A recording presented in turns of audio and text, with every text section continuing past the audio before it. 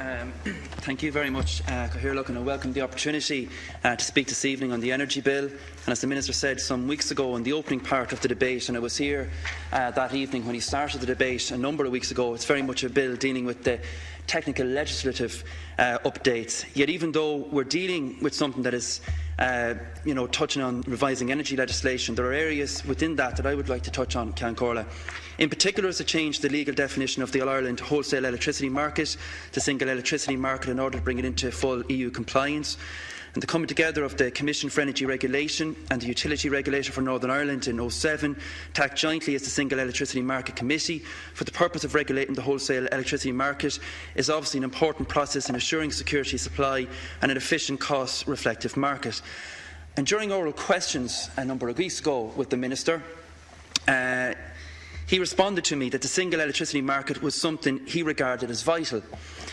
But I'm going to say it again, the issue of supply across the border has caused huge controversy in my own constituency of Meath and the neighbouring counties of Cavan and Monaghan due to the planned construction of the industrial pylons across the landscape of these counties.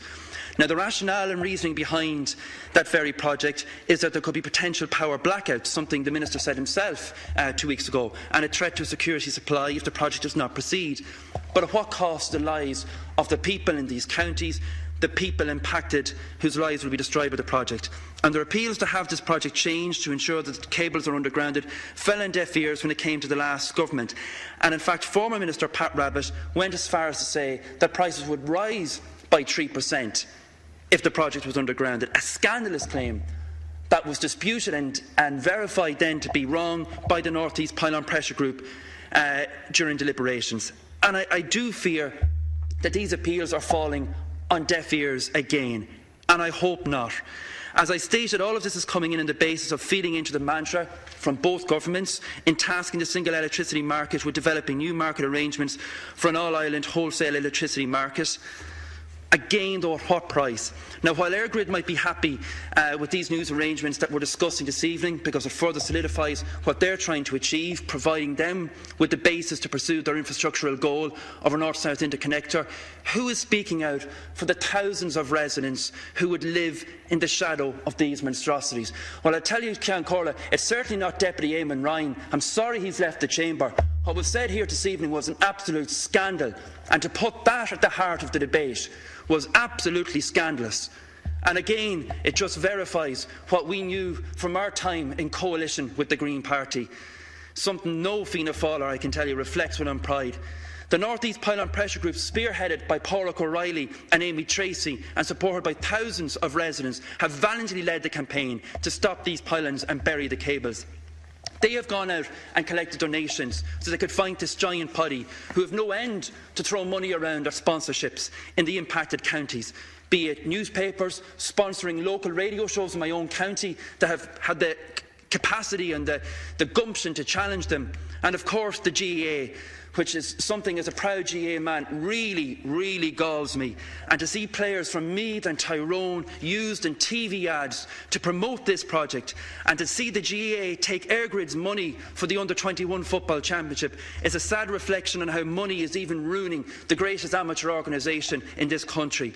And what about the young kids, including my own, kicking football for their club in the shadow of these monstrosities in the playing field of County Meath? It's going to make the old British Army Tower in Crossmill again look small fry in comparison.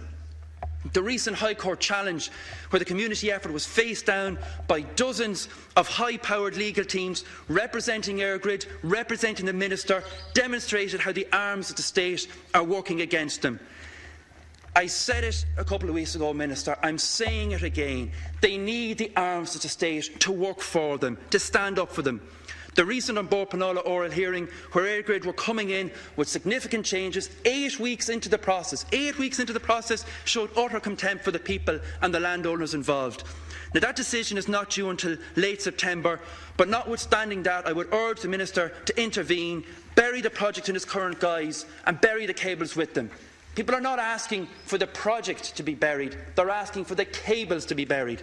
And Minister, there will be plenty of officials to welcome the technical changes to the legislation for the single electricity market, But all it does for the people of County Meath is to serve to remind them of how the government is doing all it can to allow bodies achieve all they need to put their plans in place, but nobody is standing up for them.